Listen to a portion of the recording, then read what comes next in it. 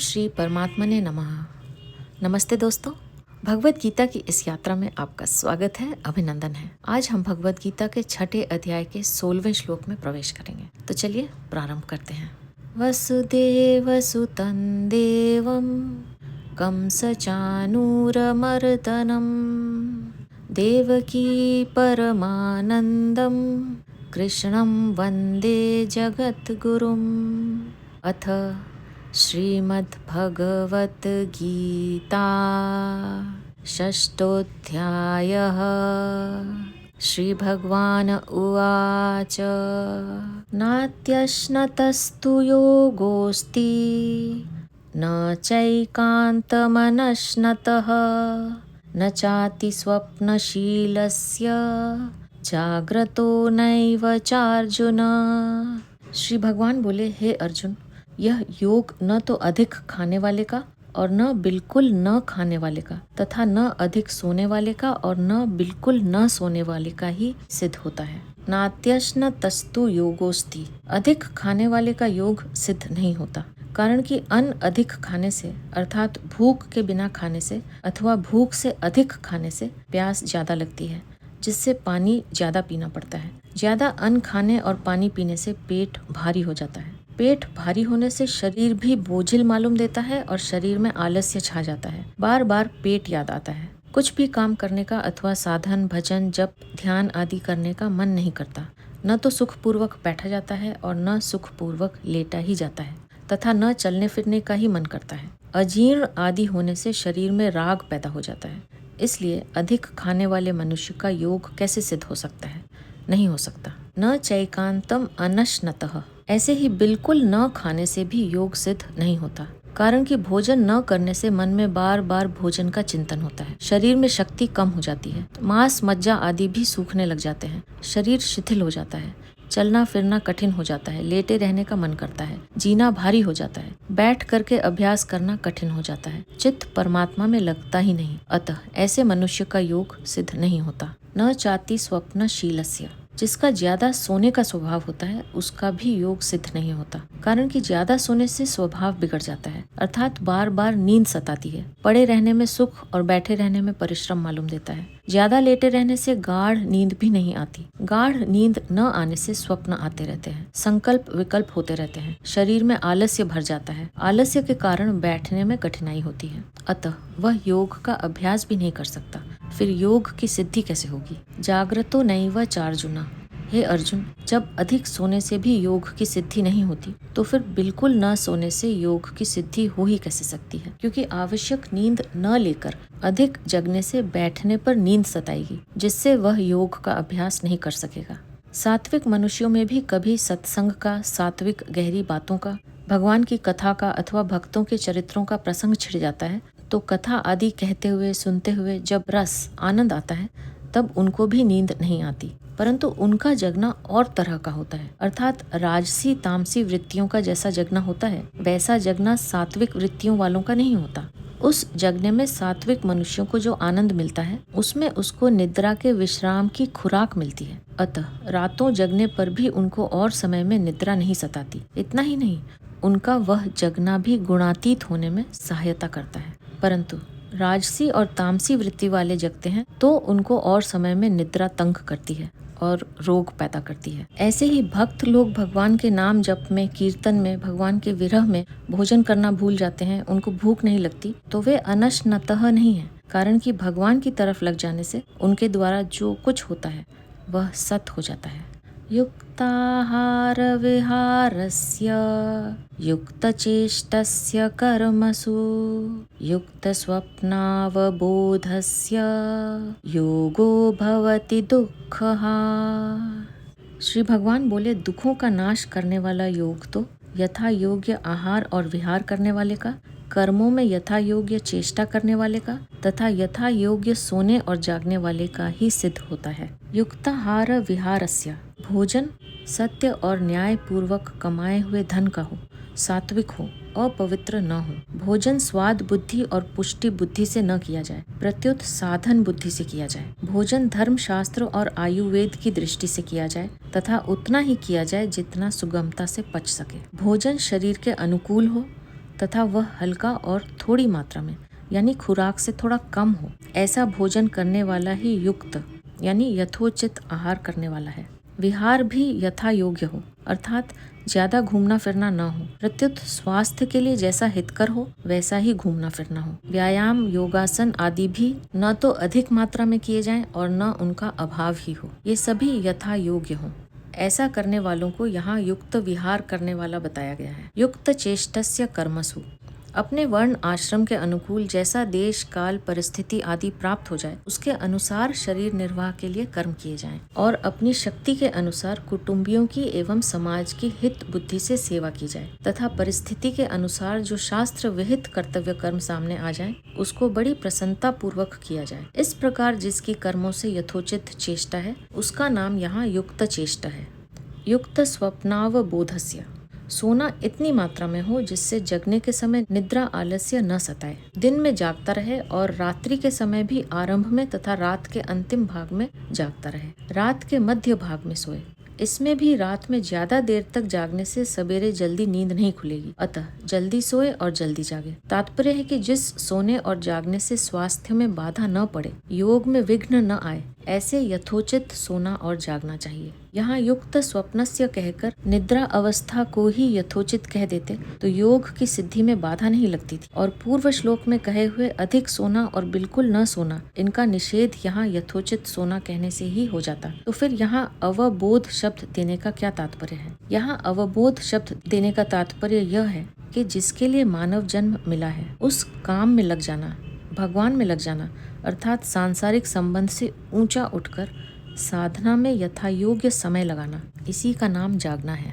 यहाँ ध्यान योगी के आहार, विहार, चेष्टा, सोना और जगना, इन पांचों को युक्त यानी यथा योग्य कहने का तात्पर्य है कि वर्ण, आश्रम, देश, काल, परिस्थिति, जीविका आदि के लिए सबके नियम एक समान नहीं चल सकते। अतः जिसके लिए जैसा उचित हो वैसा करने से दुखों का नाश करने वाला योग सिद्ध हो जाता है। योगो भवति दुःखः, इस प्रकार यथोचित आहार, विहार आदि करने वाले ध्यान योगी का दुखों का अत्यंत अभाव करने वाला योग सिद्ध हो जाता है। योग और भोग में विलक्षण अंतर है। योग में तो भोग का अत्यंत अभाव है, पर भोग में योग का अत्यंत अभाव नहीं है, कारण कि भोग में जो सुख होता है वह सुख की अनुभूति भी असत के संयोग का वियोग होने से होती है, परंतु मनुष्य की उस वियोग पर दृष्टि न रहकर असत के संयोग पर ही दृष्टि रहती है। अतः मनुष्य भोग के सुख को संयोग जन्य ही मान लेता है और ऐसा मानने से ही भोगासक्ति पैदा होती है। इसलिए उसको दुखों का नाश करने वाले योग का अनुभव नहीं होता। दुखों का नाश करने वाला योग वही होता है जिसमें भोग का अत्यंत अभाव होता है। यहाँ विशेष बात यह है कि यद्यपि यह श्लोक ध्यान योगी के लिए कहा गया है, तथापि इस श्लोक को सभी साधक अपने काम में ले सकते हैं और इसके अनुसार अपना जीवन बनाकर अपना उद्धार कर सकते हैं।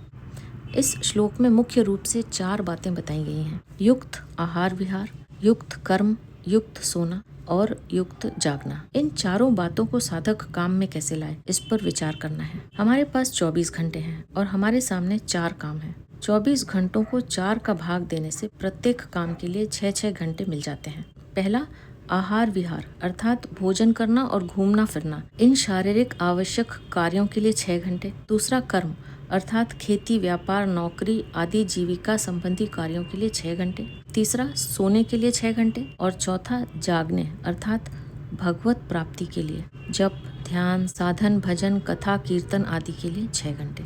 इन 4 बातों के भी 2-2 बातों के 2 विभाग हैं। एक विभाग उपार्जन अर्थात कमाने का है और दूसरा विभाग व्यय अर्थात खर्चे का है। युक्त कर्म और युक्त जगना, ये 2 बातें उपार्जन की हैं। युक्त आहार विहार और युक्त सोना, ये 2 बातें व्यय की हैं, खर्चे की हैं। इन 2 विभागों के लिए हमारे पास 2 प्रकार की पूंजी है, एक सांसारिक धन धान्य और दूसरी आयु।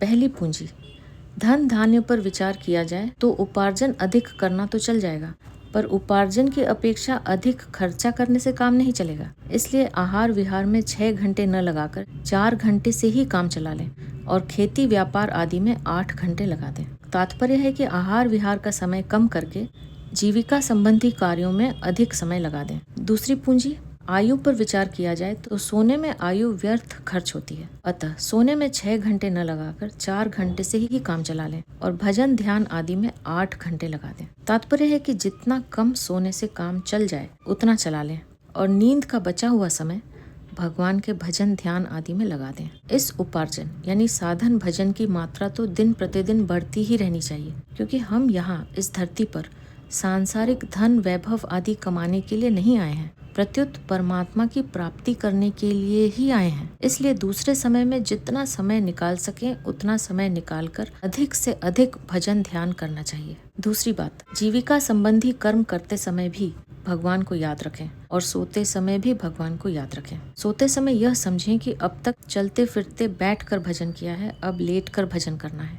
लेटकर भजन करते करते नींद आ जाए तो आ जाए, पर नींद के लिए नींद नहीं लेनी है। इस प्रकार लेटकर भगवत स्मरण करने का समय पूरा हो गया तो फिर उठकर भजन ध्यान सत्संग स्वाध्याय करें और भगवत स्मरण करते हुए ही काम धंधे में लग जाए, तो सब का सब काम धंधा भजन हो जाएगा। यहाँ परिशिष्ट भाव यह है कि 16वां और 17वां श्लोक ध्यान योगी के लिए तो उपयोगी है ही, अन्य योगियों यानी साधकों के लिए भी बड़े उपयोगी हैं। पीछे के 2 श्लोकों में ध्यान योग के लिए अन्वय व्यतिरेक रीति से खास नियम बता दिया। अब ऐसे नियमों का पालन करते हुए स्वरूप का ध्यान करने वाले साधक की क्या स्थिति होती है, भगवान यह आगे के श्लोक में बताते हैं। यदा विनियतं चित्तम् आत्मन्येवावतिष्ठते निस्पृह सर्वकामेभ्यो युक्त इत्युच्यते तदा। श्री भगवान बोले, वश में किया हुआ चित्त जिस काल में अपने स्वरूप में ही स्थित हो जाता है और स्वयं संपूर्ण पदार्थों से निस्पृह हो जाता है, उस काल में वह योगी है, ऐसा कहा जाता है। इस अध्याय के 10वें से 13वें श्लोक तक सभी ध्यान योगी साधकों के लिए बिछाने और बैठने वाले आसनों की विधि बताई। 14वें और 15वें श्लोक में सगुण साकार के ध्यान का फल सहित वर्णन किया। फिर 16वें 17वें श्लोक में सभी साधकों के लिए उपयोगी नियम बताए। अब इस 18वें श्लोक से लेकर 23वें श्लोक तक स्वरूप के ध्यान का फल सहित वर्णन करते हैं। यदा विनियतम चित्तम आत्मन्येवावतिष्ठते, अच्छी तरह से वश में किया हुआ चित्त अर्थात संसार के चिंतन से रहित चित्त जब अपने स्वतः सिद्ध स्वरूप में स्थित हो जाता है। तात्पर्य है कि जब यह सब कुछ नहीं था तब भी जो था, और सब कुछ नहीं रहेगा तब भी जो रहेगा, तथा सबके उत्पन्न होने के पहले भी जो था, सबका लय होने के बाद भी जो रहेगा, और अभी भी जो ज्यों का त्यों है, उस अपने स्वरूप में चित्त स्थित हो जाता है। अपने स्वरूप में जो रस है, आनंद है, वह इस मन को कहीं भी और कभी भी नहीं मिलता। अतः वह रस आनंद मिलते ही मन उसमें तल्लीन हो जाता है।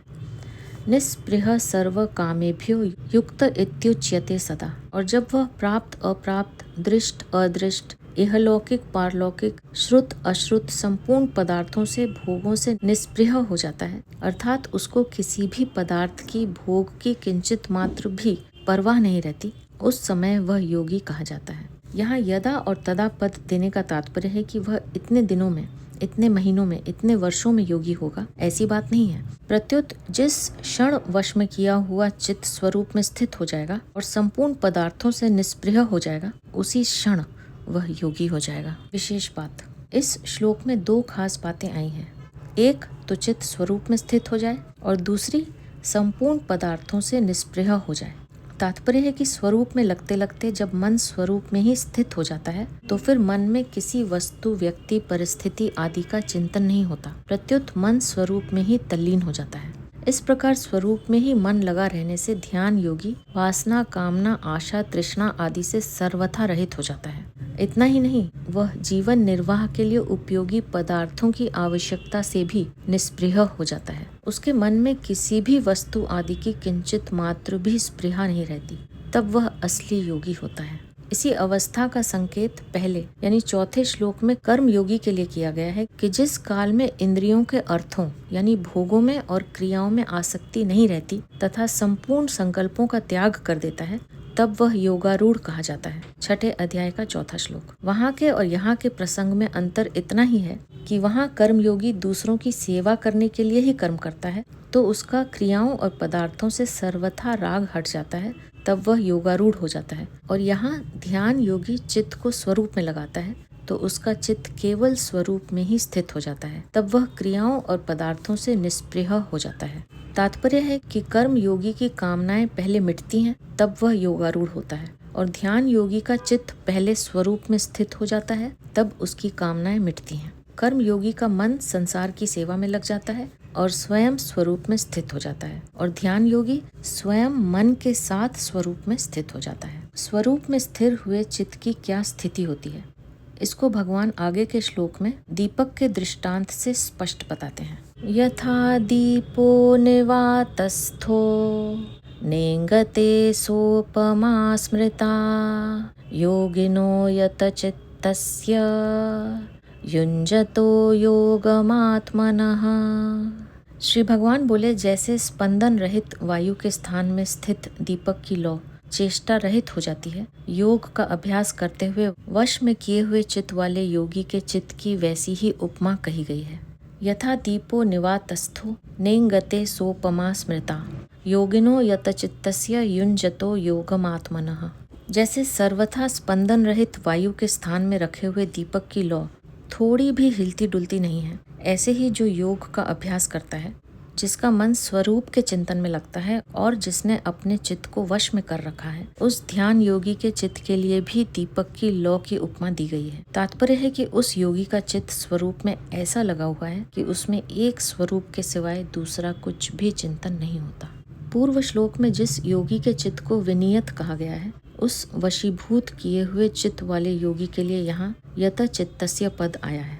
कोई भी स्थान वायु से सर्वथा रहित नहीं होता। वायु सर्वत्र रहती है। कहीं पर वायु स्पंदन रूप से रहती है और कहीं पर निस्पंदन रूप से रहती है। इसलिए यहाँ निवातस्थः पद वायु के अभाव का वाचक नहीं है, प्रत्युत स्पंदित वायु के अभाव का वाचक है।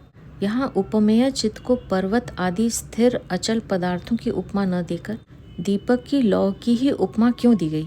दीपक की लौ तो स्पंदित वायु से हिल भी सकती है, पर पर्वत कभी हिलता ही नहीं, अतः पर्वत की ही उपमा देनी चाहिए थी। इसका उत्तर यह है कि पर्वत स्वभाव से ही स्थिर, अचल और प्रकाशहीन है, जबकि दीपक की लौ स्वभाव से चंचल और प्रकाशमान है। चंचल वस्तु को स्थिर रखने में विशेष कठिनता पड़ती है।